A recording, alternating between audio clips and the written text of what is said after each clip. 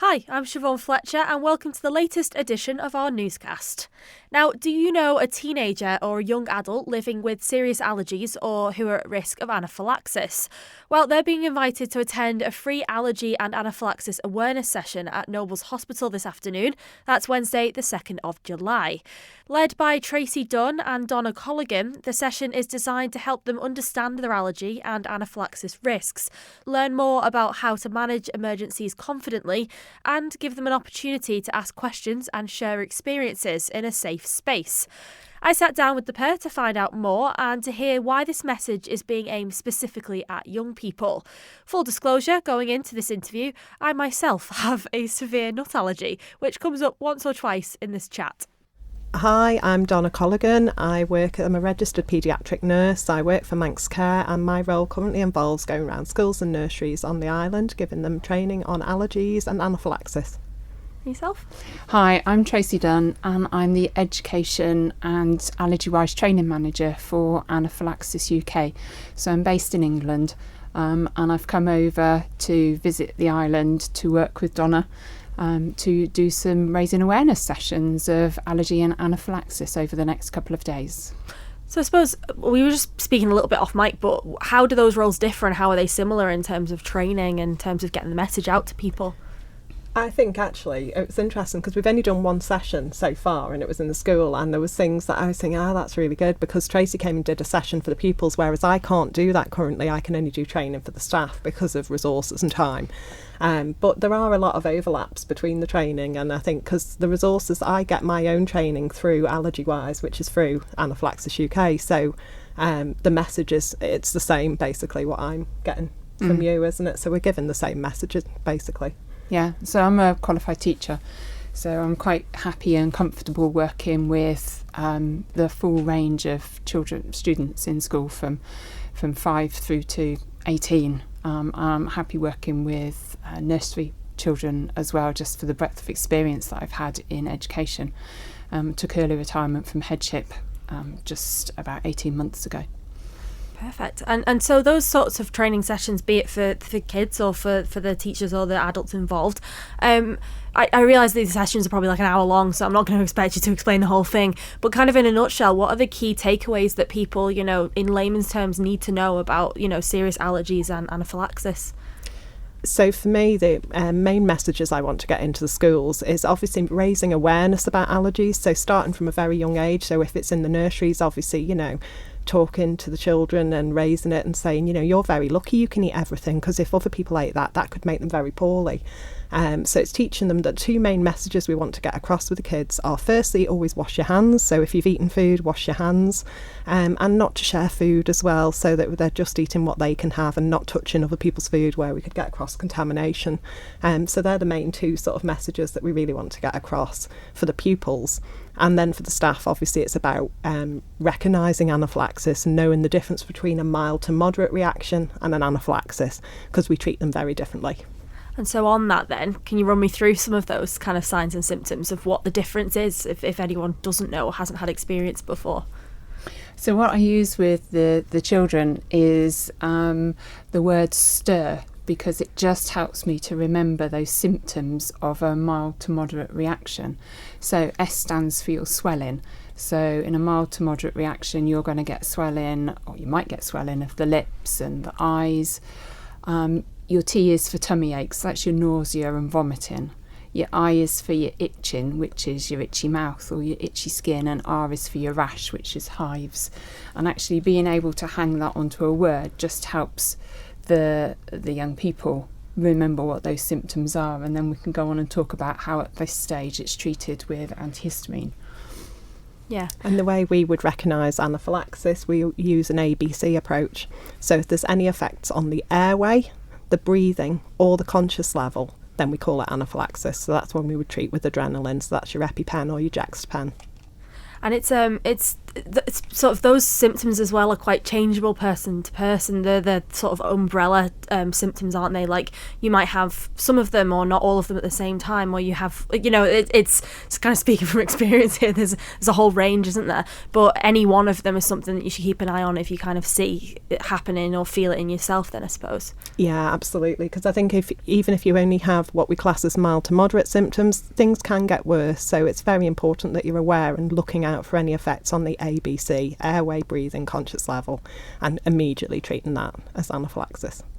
This is this isn't really a question, it's just I remember I've had anaphylaxis once, and one thing that I found like really the scary thing about it, because I had the hives, I had the swelling and all that sort of thing, so like full disclosure, I have an allergy to nuts and peanuts, but there's like almost a mental element as well, isn't it? I googled it afterwards and it was not to scare anyone, but it was called an impending sense of doom.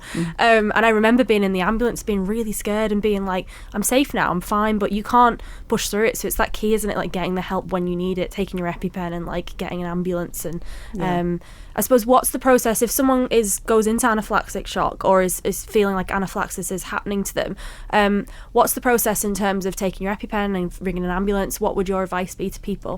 The first thing I would always say is straight away, get down on the floor, give yourself your EpiPen, then ring 999, ask for an ambulance and say the word anaphylaxis. If you say that word, they will prioritise your ambulance to get that to you as soon as possible.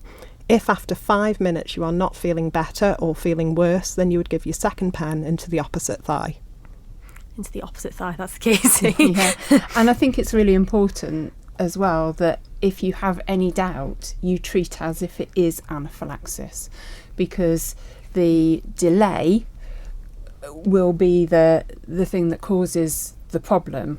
Whereas if you give adrenaline when it's not needed because it's not anaphylaxis, it's not actually going to do you any harm.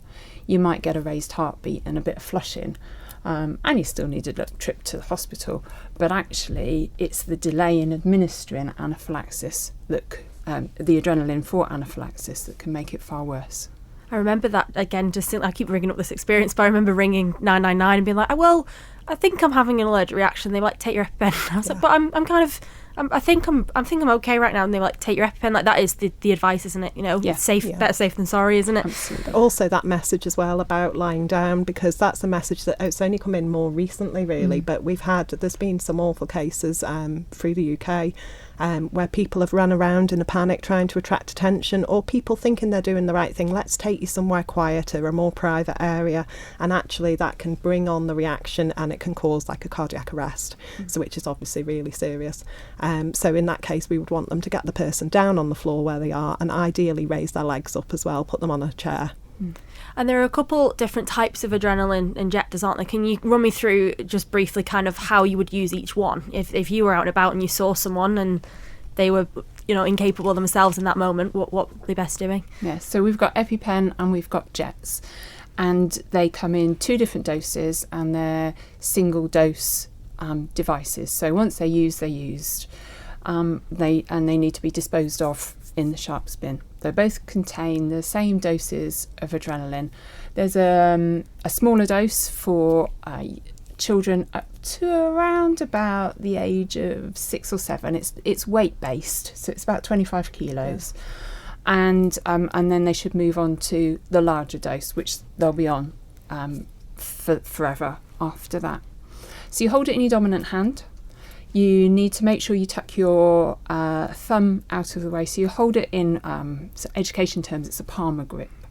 So it's nice and secure. Your thumb is tucked out of the way. And they both have a safety cap. They're going to both go into the outer upper thigh, into that nice big juicy muscle that we have in our legs there. Once we've found the place where we're going to put it, with the EpiPen we hold it an inch or 2 away, and with a very firm swing we bring it into the leg and we wait till we hear it click, and that's the device operating, and then we need to count for 3 seconds before we remove it. Once we remove it, then the needle's been sheathed, so we don't see the needle. So the jets similarly, goes in the same place. You still hold it in your palm grip. You have a yellow safety cap. And again, you find no way you're going to be putting it into that muscle. You place the Jets pen onto the leg and you press it firmly until it clicks. And this time you count for 10 seconds. And once you've counted your 10 seconds, or as I say to the children, elephants, because it gives you a big enough pause, and then you take it off and you give a bit of a rub. And it's as simple as that. But it is, if you know somebody who carries adrenaline auto-injectors, make sure they've got a trainer and make sure that you have a go with it. Because whenever we are training adults, and even the children are brilliant, they respond really well to it. But the adults are always, I find, surprised at how firm you have to be. And once you've had to go with it once and you've kind of got, it feels like a bit of a fear that you have to get over, then they feel much more confident. Yeah, I speak from experience of bringing one into work and having a bruised leg by the end of the day because everyone giving it a go. And I suppose I'm throwing it in there as well with an EpiPen. The thing that I've always remembered since I was ever given one is like blue to the sky, orange to the thigh is the way to do it, so you don't end up with a needle going through your hand or anything like that. That's why we say to tuck the your thumb in, tuck so your you don't thumb in. cut it off. Yeah. That's my fear with it. Sorry, just to mention too, when you can go through clothing with these pens, so you don't need to remove any clothing. The only thing, we want it just to go through one layer of clothing, so not through seams, not through buckles or zips. If you've got an iPhone in your pocket, it will not go through an iPhone. You have to remove it, so make sure you're just going through the fabric. Perfect. And you mentioned, like, over the last few years there's been kind of high profile cases of young people dying, unfortunately, as a result of their allergies, especially in the UK. Do you think that highlights the seriousness of this to people? Do you think that message is starting to get through, maybe? Well, we kind of hope it would get through, but to be honest, it's sometimes, it's hard if it's not in your area that it's happened and people just think, oh, that's, in the UK, it won't happen to me. But actually, it's a very real risk. It's an ever-present risk for anyone at risk of anaphylaxis. So it's something that we really want to promote, particularly teenage years to young adults. That seems to be an age group that obviously there's a lot of distractions at that age group. There's a lot of things going on, and the last thing on their mind is remembering to carry their EpiPens with them. So it's about really reinforcing that message, always having them 2 pens with you wherever you go. We really advocate the use of a BSACI allergy action plan as well to follow for them and have that with them as well at all times. So just in layman's terms, what is that then for anyone who's not got one? So a BSACI allergy action plan, you can get this from your, if you're under a paediatrician, they can do it, or from a practice nurse or GP, but it's basically a plan, and it tells us on there exactly the signs and symptoms of a mild to moderate reaction and the signs and symptoms of anaphylaxis, and it tells us step by step what to do, and it has your dose of antihistamine written on there. So if it's a mild reaction, you take this dose of antihistamine, and if it's a severe reaction, you take this dose of your adrenaline pen. Yeah. Do you find that, as you mentioned there, trying to get the message through of carrying your EpiPens all the time, and I know, like, one of the cases over in the UK was Hannah Jacobs, wasn't it? She was 13, she had the hot chocolate, and I remember reading the report when it came out after she had the inquest into her death, and it said that neither her or her mum was carrying her EpiPens with them, and I'm in no way victim blaming at all here, but and I also am saying it from someone who, I carried my EpiPens until I had my anaphylactic shock, for sure, but probably was a bit more blasé. And I think then when I had my anaphylactic shock episode, I don't go anywhere without mine now. I'm very careful with menus and with things like this. Do you think that sometimes you don't want people to have that scare to have it happen, but there's almost like a disconnect, isn't there? Like, young people think they're invincible, and so how do you get that message through to them? I know, it's really, really tricky. And I think one of the things that I read about the Hannah Jacobs incident as well is that they didn't have the adrenaline auto-injectors with them because there was a policy at school that school had the pens, and so therefore they were on their way to school and they didn't need to have them. But it is that message that we need to be enforcing, that young people, everybody who is prescribed them, carries them all of the time. And so the work that we do in schools with the young people and the work that we do in the community is just essential for raising the public awareness of the serious nature of allergies and how they're not a joke. They're not something that anybody wants to have, but actually they are and can be life-threatening, and we need to give them the same level of respect that we would do somebody who was having a cardiac arrest. It is that, we need to be making sure that everybody understands exactly what allergy is and how to treat it, and that little bit can hurt.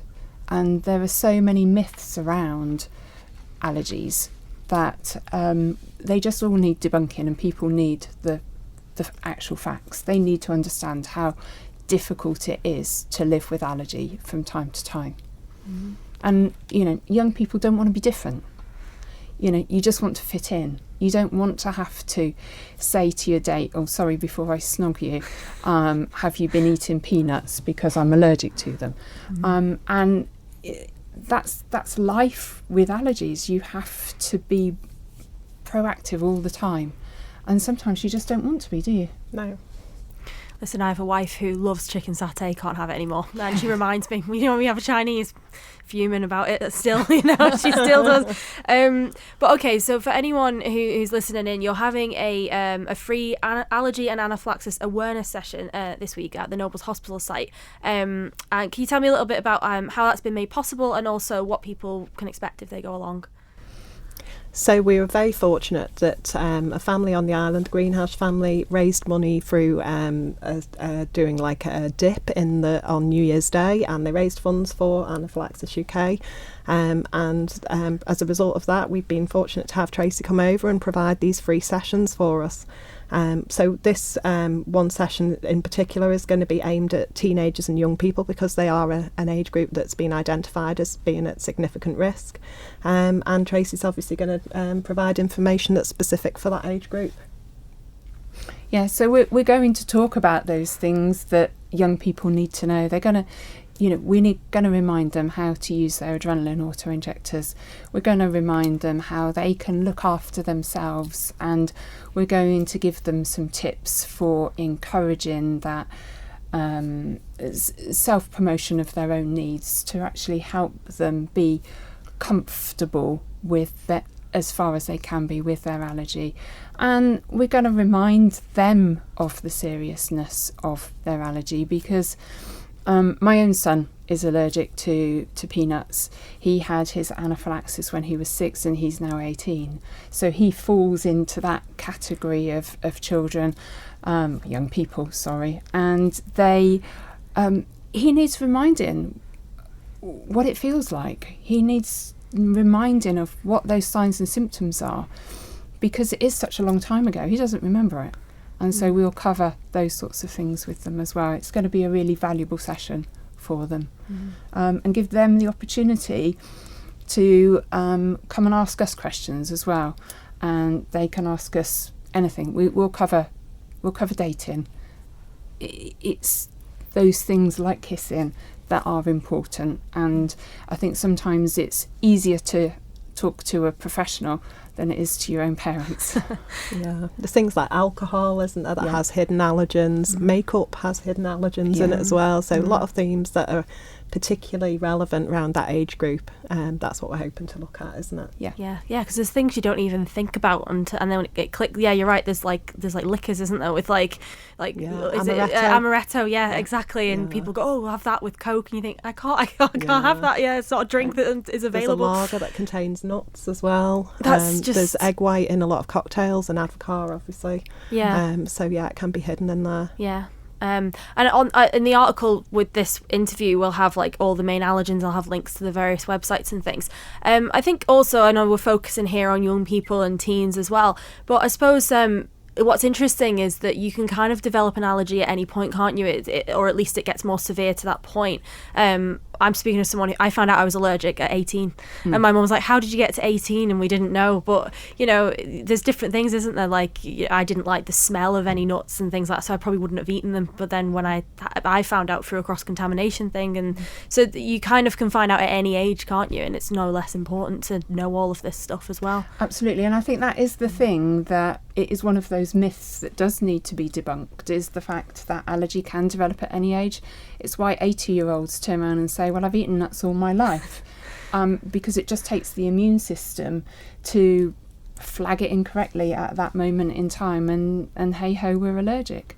So, you know, any one of us, you've already got yours, but we could develop one. So could listeners. Yeah, hopefully no more for me. I'll take just take the one. Just the nuts is fine. Yeah. And obviously yourself, Tracey, you're over from Anaphylaxis UK. So tell me a little bit more about your work in general as well. So Anaphylaxis UK is a charity, and we're there to support people living with allergy and severe allergies, known as anaphylaxis.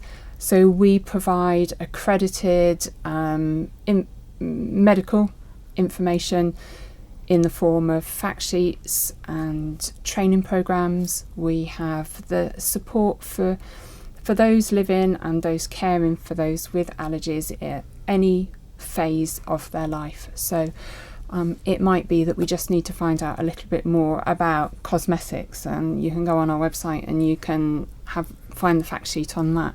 But you might have a more detailed question about your allergy, and you can get in touch with our helpline, which is absolutely fine. We support schools, nurseries, any educational establishment throughout the UK through our helpline.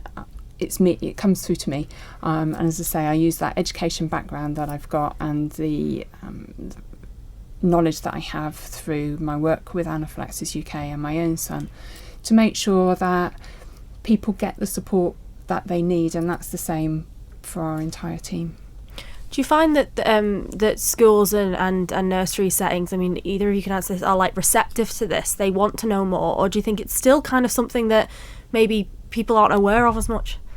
It's variable. There are some places with very, very, very good practice, and they get it and they understand the severity of keeping children safe. Everybody knows about safeguarding in education, but what we have to really get through is that message that children with allergies need to be kept safe because it is life-threatening, and actually we need every school to be on board and not to be thinking it's just another thing to do. It's not another thing to do, it is actually safeguarding the children. Spot on.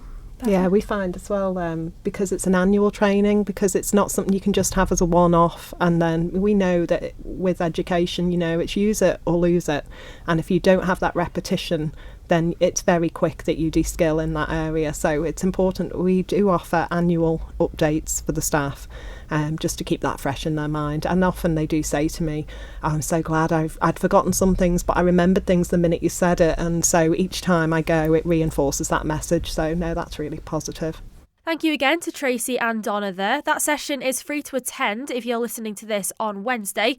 Booking in advance is essential as spaces are limited. You can email donna.colligon, that's COLLIGON, @gov.im to reserve your place.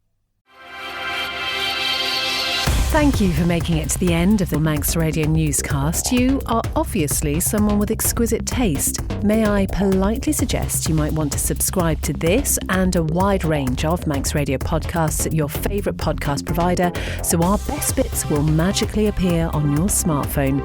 Thank you.